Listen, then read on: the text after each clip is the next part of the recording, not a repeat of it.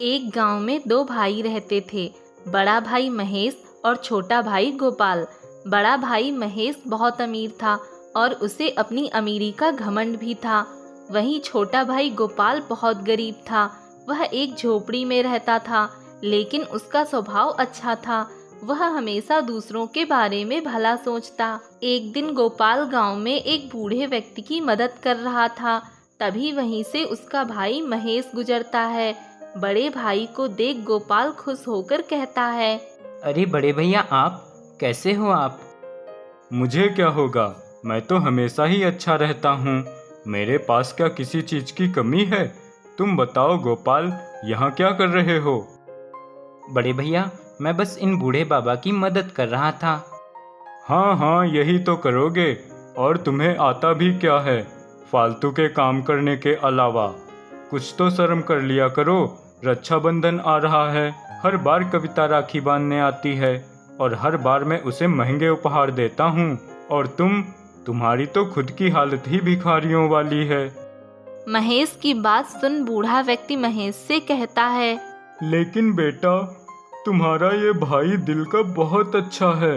ये लोगों की हमेशा मदद करता है। ये दिल का बहुत अमीर है। तू चुप रहे बुड्ढे, बड़ा आया मुझे सिखाने वाला। भिखारी। तभी महेश वहां से चला जाता है। बूढ़े व्यक्ति को महेश की बातों से बहुत दुख होता है। कुछ दिन बाद रक्षाबंधन का त्योहार आता है। हर बार की तरह कविता अपने दोनों भाइयों के लिए राखी लेकर आती है। कविता पहले अपने बड़े भाई महेश के घर जाती है और महेश को राखी बांधती है। तभी महेश कविता को उपहार देता है। ये लो बहन, इस बार मैं तुम्हारे लिए बहुत महंगा उपहार लाया हूँ। आखिर मेरे पास किसी चीज की कमी थोड़ी है। मैं उस गोपाल की तरह भिखारी थोड़े ना हूँ। भैया, आप ये मुझे इतने महंगे उपहार क्यों देते हैं? मत दिया कीजिए। भैया, ये राखी आप दोनों भाइयों को इस बहन का प्यार है। मैं किसी महंगे उपहार के लिए आपको राखी नहीं बांधती। ये कहकर कविता अब अपने दूसरे भाई गोपाल के घर राखी बांधने जाती है। जैसे ही कविता गोपाल की झोपड़ी के पास पहुंचती है, कविता देखती है वो राखी तो लाना ही भूल गई। अरे, अब मैं क्या करूं? मैं राखी तो बड़े भैया के घर ही भूल गई। अब गोपाल भैया को राखी कैसे बांधूं? अगर मैं लेने गई राखी तो देर हो जाएगी। मुझे घर भी वापस जाना है। तभी वही बूढ़ा व्यक्ति कविता के पास आता है और कहता है, क्या हुआ बेटी, क्यों इतनी परेशान हो? तभी कविता बूढ़े बाबा को सारी बात बताती है। बेटी, परेशान मत हो। मेरे पास एक राखी है, इसे तुम ले लो और अपने भाई को बांध दो। बाबा, आपका बहुत बहुत धन्यवाद। आपने मेरी सहायता की। तभी कविता गोपाल के पास जाती है। अरे कविता दीदी, आप आ गई। मैं आपका कब से इंतजार कर रहा था। आओ देखो, मैंने आपके लिए मीठी सेवइयाँ बनाई है। आपको बहुत पसंद है ना, इसीलिए। गोपाल की बात सुन कविता खुश होकर कहती है, गोपाल भैया, आपके पास आकर मुझे बहुत अच्छा लगता है। आप मेरा इंतजार करते हो, मेरे लिए प्यार से सेवइयाँ बनाते हो। यही तो मेरा उपहार है जो आप मुझसे इतना प्यार करते हो। काश महेश भैया भी इस बात को समझ पाते। वो भी आपके जैसे होते, उन्हें पैसों का घमंड ना होता। तभी कविता गोपाल को राखी बांधती है। गोपाल कविता को सेवइयाँ खिलाता है। उसके बाद कविता अपने घर चली जाती है। अगली सुबह जब गोपाल सोकर उठता है तो देखता है उसके पास एक सोने का सिक्का पड़ा हुआ है। ये देखकर गोपाल हैरान रह जाता है। अरे ये क्या, ये सोने का सिक्का कहाँ से आया? उसे कुछ समझ नहीं आता है। उसके अगली सुबह उसे फिर एक सोने का सिक्का मिलता है। गोपाल यह सब देखकर हैरान हो जाता है। ये मेरे साथ क्या हो रहा है? ये हर सुबह मेरे पास सोने का सिक्का कहाँ से आ जाता है? तभी गोपाल अपने हाथ से राखी खोलकर रख देता है। फिर उसकी अगली सुबह उसे कुछ नहीं मिलता। गोपाल सोचता है, कहीं ऐसा तो नहीं ये सब इस राखी की वजह से हो रहा है। गोपाल उस राखी को फिर से पहन लेता है और उसके अगली सुबह उसे फिर से एक सोने का सिक्का मिलता है। यह देख गोपाल बहुत खुश हो जाता है। धीरे धीरे गोपाल महेश से भी अधिक अमीर हो जाता है। अब गोपाल और भी ज्यादा लोगों की मदद करता है और अपनी फैक्ट्री में लोगों को काम देता है। महेश देखता है कि उसके यहाँ से मजदूर कम हो रहे हैं। इसका कारण जानने के लिए महेश एक मजदूर से पूछता है। क्या बात है, तुम सब धीरे धीरे मेरे यहाँ से काम क्यों छोड़ रहे हो? मालिक माफ़ करना, पर आपको अपने पैसों का बहुत घमंड है। आप तो किसी से ठीक तरह से बात भी नहीं करते, इसीलिए सारे मजदूर धीरे धीरे गोपाल की फैक्ट्री में जा रहे हैं।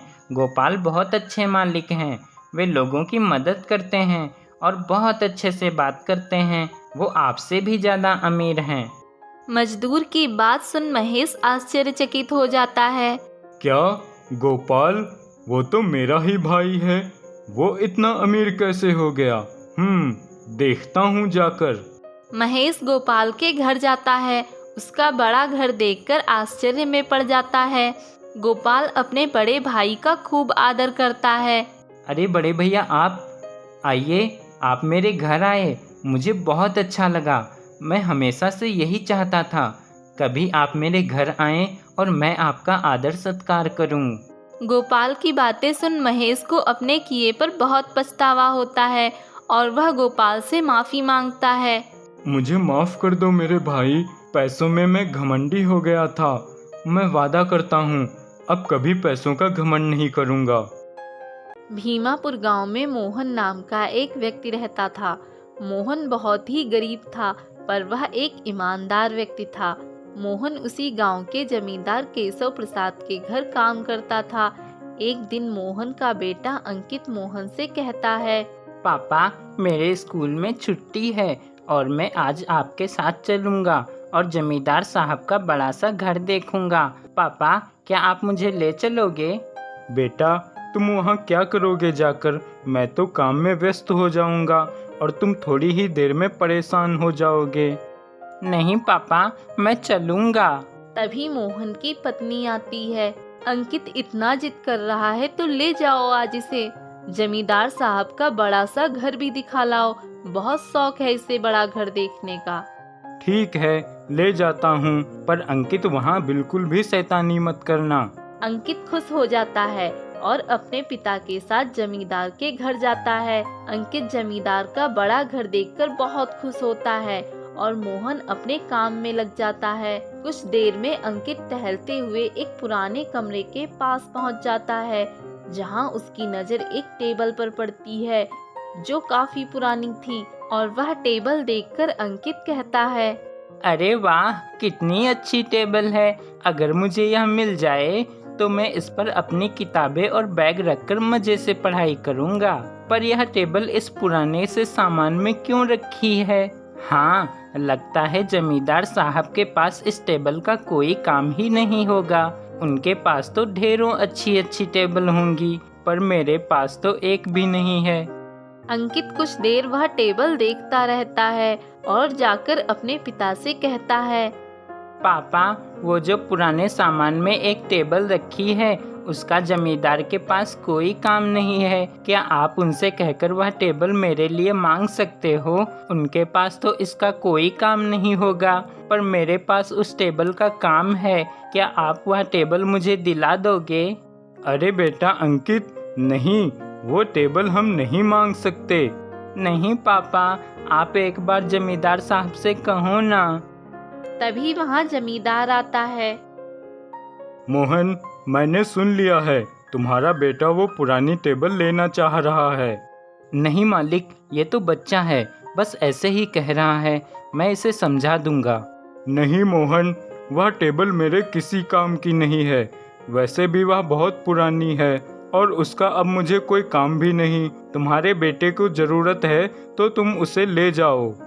यह सुनकर अंकित बहुत खुश हो जाता है और मोहन वह टेबल अपने घर ले आता है। शाम को अंकित टेबल से बातें करते हुए वहीं पर सो जाता है। अगली सुबह अंकित देखता है उसका पानी का गिलास, जो कि उसने शाम को पानी पीकर रखा था, वह सोने का गिलास बन चुका है। यह देखकर अंकित तुरंत अपने पापा को आवाज लगाता है। तभी उसकी मम्मी और पापा वहां आते हैं और वह सोने का गिलास देखकर दंग रह जाते हैं।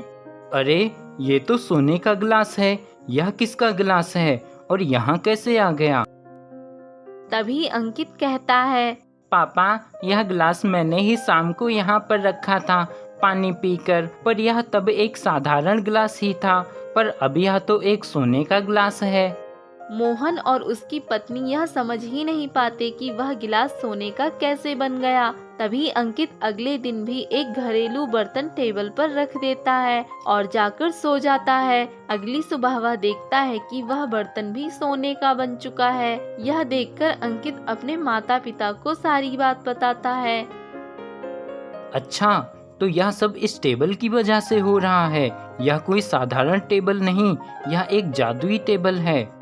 मोहन और उसकी पत्नी बहुत खुश हो जाते हैं। अगले दिन अंकित यह बात अपने दोस्त मोनू को बता देता है। धीरे धीरे यह बात पूरे गांव में फैल जाती है और जमींदार को भी पता चल जाता है। क्या वह टेबल जो मैंने मोहन को उसके बेटे के लिए दिया था, वह जादुई टेबल है और वह किसी भी चीज को सोना बना देती है? मुझे जल्द से जल्द वह टेबल मोहन से वापस लेना होगा। अगले दिन जमींदार टेबल वापस अपने घर ले आता है और उस पे कुछ बर्तन रख देता है और अगली सुबह देखता है कि वह बर्तन जैसे थे वैसे ही रखे हैं और वह सोने के नहीं बने हैं। यह देखकर वह क्रोधित हो जाता है और टेबल से कहता है, ए टेबल, तूने उस मोहन के घर में चीजों को सोना बनाया और जब मैंने रखा तो क्यों नहीं बनाया? तभी उस टेबल से आवाज आती है, तुमने मुझे कभी साफ नहीं किया और ना ही कभी मुझे अपने घर के लायक समझा। मुझे कबाड़ के ढेर में डाल दिया, पर मोहन ने मुझे साफ किया, अपने घर में जगह दी और मोहन के बेटे ने मुझसे ढेर सारी बातें की, अपनी ख्वाहिशें बताई और मुझे प्यार से अपना समझा और उनके मन में कोई लालच व छल नहीं था, पर तुमने सोना पाने के लालच में मुझे अपने पास लाकर रखा है, इसलिए तुम्हें कोई सोना नहीं मिलेगा। जमींदार को अपने किए पे पछतावा होता है और अब वह एक अच्छा इंसान बनने का वादा करता है। चमनपुर गांव में एक कुआं था। गांव के लोगों के लिए पानी का वही एक सहारा था। पूरा गांव उसी कुएं से पानी भरता था। एक बार गांव में वह कुआं सूख जाता है, जिस कारण पूरे गांव में पानी की समस्या हो जाती है। गांव में सभी परेशान होते हैं। गांव वालों, अब हम गांव के लोगों का क्या होगा? हमें पानी कहाँ से मिलेगा? हमारे गांव में एक ही कुआं था, वो भी सूख गया। हाँ, अब हम क्या करेंगे? हमें पानी कहाँ से मिलेगा? तभी गांव के जमींदार सेठ रघुनाथ और उनकी पत्नी मालती वहां से गुजरते हैं और गांव वालों को एक पास इकट्ठा देखकर उनके पास जाते हैं। क्या बात है गांव वालों, आप सब इस तरह यहाँ एक पास क्यों इकट्ठा हैं? गांव वाले जमींदार को अपनी समस्या बताते हैं। जमींदार साहब, आपको तो पता ही है कि हमारे गांव में एक ही कुआं है और पूरा गांव इसी कुएं से पानी भरता है, लेकिन आज उस कुएं में जरा सा भी पानी नहीं है। कुआं पूरी तरह सूख गया है। जमींदार साहब, ऐसे में गांव को पानी कहां से मिलेगा? अरे, ये तो सच में गांव के लिए बहुत बड़ी समस्या है। ठीक है, आप सब चिंता मत कीजिए, गांव की समस्या का समाधान करना तो मेरी जिम्मेदारी है। अभी हम मंदिर जा रहे हैं ईश्वर से औलाद पाने की प्रार्थना करने। इसके साथ ही अब हम ईश्वर से पानी की समस्या के लिए भी प्रार्थना करेंगे। ये कहकर जमींदार मंदिर आ जाता है और मंदिर में प्रार्थना करता है। हे देवी, आज हम फिर आपके पास अपनी प्रार्थना लेकर आए हैं और आज मेरी 2 समस्याएं हैं। देवी माँ, पहली समस्या जिसे लेकर हम हमेशा आपके पास आते हैं। देवी माँ, हमारी कोई औलाद नहीं है, हमें एक औलाद दे दो।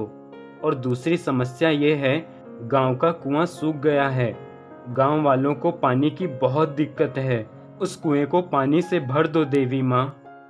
जमींदार देवी माँ से प्रार्थना करके अपने घर जाता है और उसी रात देवी माँ जमींदार के सपने में आती हैं। रघुनाथ, तुम एक अच्छे इंसान हो, तुम्हारे अच्छे स्वभाव और दयालुता से मैं बहुत प्रसन्न हुई, इसलिए मैं तुम्हें वरदान देती हूँ, जल्द ही तुम्हारे घर में एक बेटे का जन्म होगा। सुबह जमींदार यह सारी बात अपनी पत्नी मालती को बताता है और दोनों बहुत खुश होते हैं। क्या सच में? देवी माँ ने आपको सपने में दर्शन दिए। हाँ मालती, देवी माँ ने सच में मुझे दर्शन दिए और कहा हमारी मनोकामना जल्द पूरी होगी। कुछ दिन बाद रघुनाथ के घर एक बेटे का जन्म होता है। सभी बहुत खुश होते हैं। एक दिन गांव वाले रघुनाथ के पास आते हैं। गांव वालों को देख रघुनाथ कहता है, अरे गांव वालों, आओ आओ, कैसे हो तुम सब? जमींदार साहब, बेटे के जन्म की बहुत बहुत बधाई आपको। बहुत बहुत धन्यवाद आप सबका। गांव वालों, बताइए आपकी क्या समस्या है? जमींदार साहब, आप तो जानते ही हैं हमारे गांव का कुआं कितने दिनों से सूखा पड़ा है। पानी की बहुत ही दिक्कत है पूरे गांव में। जमींदार साहब, आपने गांव वालों से वादा भी किया था आप देवी माँ से कुएं में पानी की समस्या के लिए प्रार्थना करेंगे। हाँ, मुझे याद है। ठीक है गांव वालों, आप सब भरोसा रखिए, जल्द ही सब ठीक हो जाएगा। मैं एक बार फिर से देवी माँ से प्रार्थना करूँगा। तभी रघुनाथ मंदिर जाता है और कुएं के पानी की समस्या के लिए प्रार्थना करता है। तभी देवी प्रकट होती हैं। रघुनाथ, अगर तुम चाहते हो कि कुएं में पानी आ जाए तो इसके लिए तुम्हें एक त्याग करना होगा। क्या तुम इसके लिए तैयार हो? कैसा त्याग माँ? आप मुझे बताइए, मैं गांव वालों के लिए कुछ भी करूँगा। तो ठीक है रघुनाथ, तुम्हें उस सूखे कुएं में एक ऐसी संतान को डालना होगा जो अपने माता पिता का इकलौता पुत्र हो। अगर तुम ऐसा कर सके तो मैं वादा करती हूँ वो सूखा कुआं सदैव के लिए पानी से भर जाएगा। उस कुएं में कभी पानी समाप्त नहीं होगा। ऐसा कहकर देवी गायब हो जाती हैं। रघुनाथ अपने नौकर के साथ गांव में जाता है और गांव वालों को सारी बात बताता है। गांव वालों, देवी माँ ने कहा है यदि गांव में कोई ऐसा माता पिता हो जिसका एक इकलौता पुत्र हो, उस पुत्र को कुएं में डालने पर कुएं में पानी आ जाएगा। ये कहकर रघुनाथ अपने नौकर को आदेश देता है। सुनो, तुम पूरे गांव में देखो और पता लगाओ ऐसा कौन है जिसका सिर्फ एक पुत्र ही हो। वह नौकर पूरे गांव में देखता है और पता लगाता है। कुछ देर बाद वह नौकर रघुनाथ के पास वापस आ जाता है और कहता है, माफ करना मालिक, गांव में ऐसा कोई नहीं जिसका एक ही पुत्र हो। तभी गांव का व्यक्ति रघुनाथ से कहता है, जमींदार साहब, हमारे गांव में तो आप ही एक ऐसे व्यक्ति हैं जिसका एक इकलौता पुत्र है। उस व्यक्ति की बात सुनकर रघुनाथ आश्चर्य से सोच में पड़ जाता है। रघुनाथ घर आता है और काफी परेशान होता है। क्या करूं, कुछ समझ नहीं आ रहा। ये कैसा संकट आ गया है मेरे सामने। इतनी मन्नतों के बाद मुझे एक पुत्र का सुख मिला था और आज मुझे अपने ही पुत्र का त्याग करना होगा। मालती को कैसे समझाऊंगा? वो इसके लिए कभी नहीं मानेगी। तभी रघुनाथ को एक विचार आता है और रघुनाथ मालती के पास जाता है और उससे कहता है, मालती, मुझे अभी तुम्हारे मायके से एक दुखद समाचार मिला है। नौकर ने बताया कि तुम्हारे मायके में आग लग गई है, कुछ भी नहीं बचा। क्या? ये आप क्या कह रहे हो? मेरा बेटा कहाँ है? मैं अभी मायके जाऊंगी। मालती, तुम जल्दी अपने मायके जाओ और बेटे की चिंता मत करो, उसे यहीं रहने दो, मैं उसे संभाल लूंगा। मालती बेटे को रघुनाथ के पास ही छोड़कर मायके चली जाती है। रघुनाथ अपने बेटे को लेकर उस सूखे कुएं के पास जाता है और दिल पर पत्थर रखकर अपने बेटे को कुएं में डाल देता है। रघुनाथ के ऐसा करते ही कुएं में खूब सारा पानी आ जाता है। तभी कुएं में देवी प्रकट होती हैं। रघुनाथ, तुम सच में बहुत दयावान और कर्तव्यनिष्ठ हो। मैं बस तुम्हारी परीक्षा ले रही थी। तुम मेरी परीक्षा में सफल हुए। ये लो, अपना बेटा वापस ले लो। इस कुएं में अब हमेशा पानी भी भरा रहेगा और तुम्हारा बेटा भी तुम्हारे पास ही रहेगा। सदा खुश रहो।